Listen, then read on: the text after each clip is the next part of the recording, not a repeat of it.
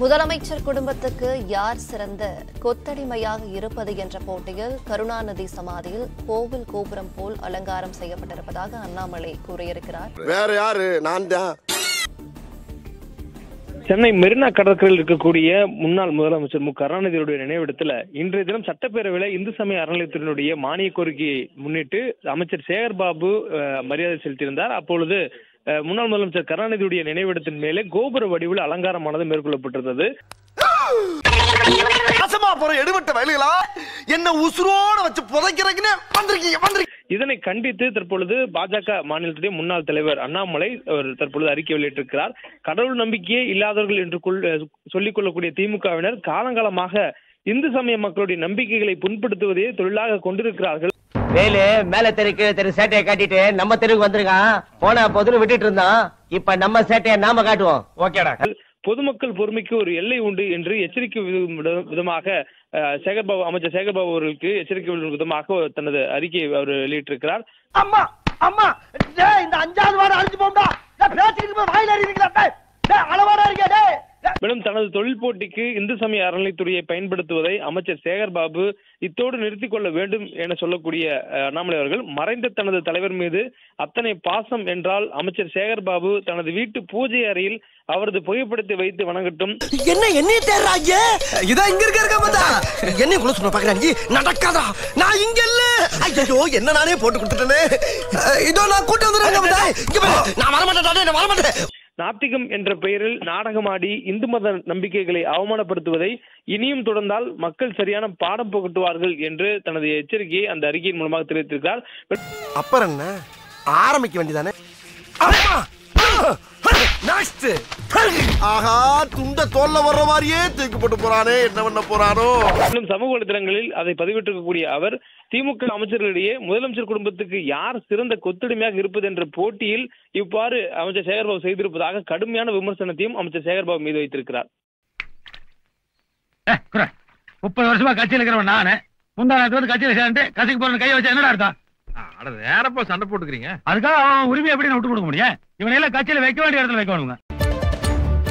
மாநில சுயாட்சி தொடர்பாக முதல்வர் ஸ்டாலின் கொண்டு வந்த தீர்மானத்திற்கு பாஜக தேசிய பொதுக்குழு உறுப்பினர் அண்ணாமலை கண்டனம் தெரிவித்துள்ளார்.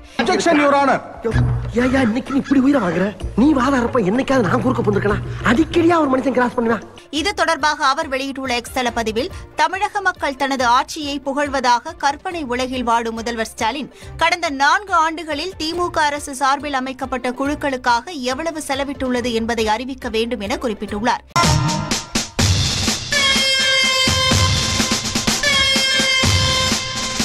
திரு பொன்முடி அவர்கள் மேலே எடுக்கப்பட்ட நடவடிக்கை அது பெருசா பூதாகரமா ஆக்கப்பட்டிருக்கு. இதுவே பெரிய விஷயம். டிஎம்கே அவருக்கு தக்க நடவடிக்கை எடுத்திருக்காங்க. என்ன நடிப்பு நடிக்கிறாங்க. இந்த நடிப்பெல்லாம் பார்க்க சகிக்காம தாண்டா சிவாஜி சீக்கிரமாவே கிளம்பிட்டார். ஆனா அது சில பேர் இப்ப வெளில இருந்து பார்க்கும்போது இது போதாது அப்படிங்கிற ஒரு விஷயத்தையும் பார்க்க முடியாது. நீங்க எப்படி பாக்குறீங்க? மனசாட்சி விடுங்க, என்னை விட்டுருங்க. ஒரு இஸ்லாம் மதம் பத்தியோ ஒரு கிறிஸ்தவ மதம் பத்தியோ பிஜேபியில் இருக்கக்கூடிய யாராவது ஒருத்தர் பேசியிருந்தாருன்னு இது அதான் நடவடிக்கை எடுத்துட்டாங்களா பேசாம இருக்குன்னு சொல்லியிருப்பாங்க.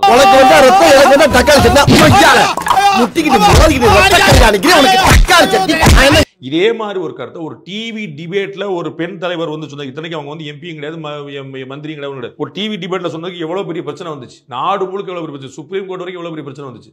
ஏண்டா அவன் என்னை பத்தி ஒண்ணுமே சொல்ல, ஏண்டா பணத்தை போடுங்க. அவன் சொன்ன வார்த்தை சொன்னா எல்லாரும் குடும்பத்தோட நாக்க பிடிங்கி சாகணும். பேசுறாரு பேச்சு.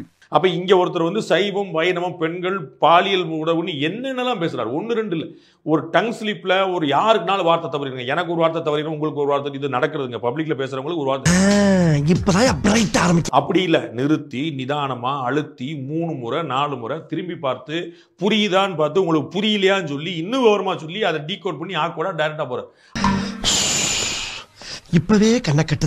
அண்ட் இவர்கள் பேசுறது புதுசு இல்ல. நேத்து ஒரு ஒடியை பார்த்தேன். திரு ஏவவேலு பேசுறாரு. சிவன் கோயிலையும் வைஷ்ணவ கோயிலையும் போயிட்டு சோழிக்கு பீச்சைக்கு ஆயிரம் பாட முடியுமா அப்படின்றார்.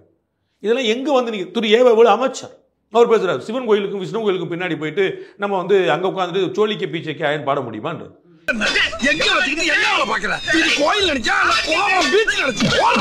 இதெல்லாம் தெரிந்து செய்கிறார்கள், தெரியாம செய்யறாரு நினைச்சிட்டு இருக்கீங்க. ஸ்டாலின் அவர்களை தூங்க விடாமல் பண்றதே மந்திரிகள் அவர்களுக்கு வேலையை. அது சொன்னது அவரு தானே.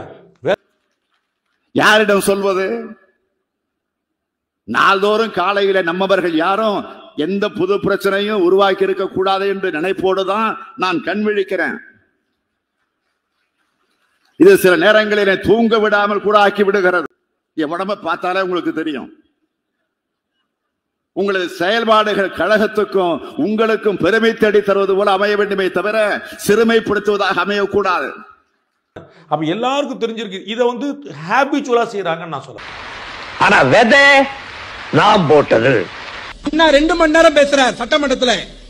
1957 கலைஞர் அண்ணா 2 மணி நேரம் பேசுறார். தனிநாடு வேண்டும், தனி தமிழ்நாடு வேண்டும், இன்ப திராவிட வேண்டும். 2 மணி நேரம் பேசிட்டு அண்ணா உட்கார்றார்.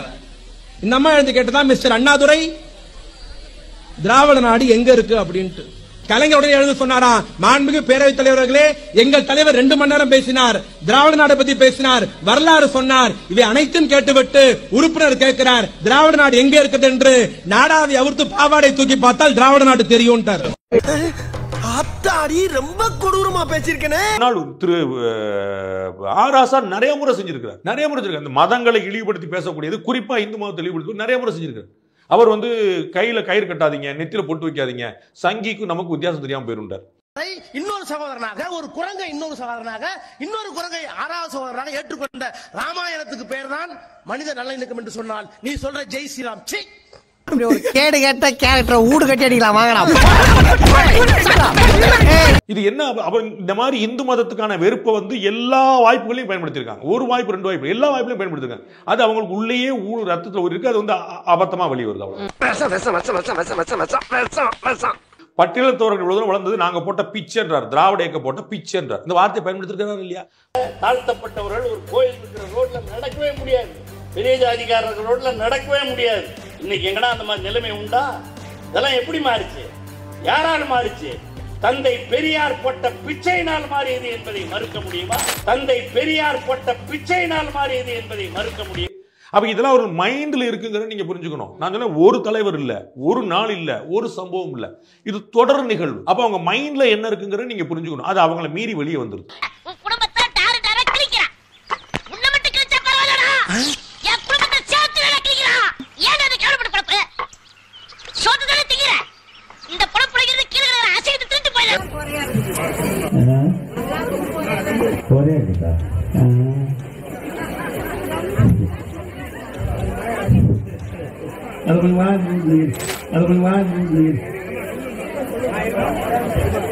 வீட்டுக்காரர் வந்துக்கிறாரா?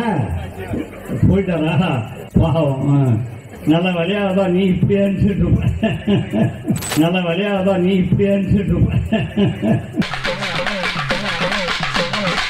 போடுறா. ஐயோ ஐயோ வலிக்குதுடா. ஏனாடா விட்டுறாய்.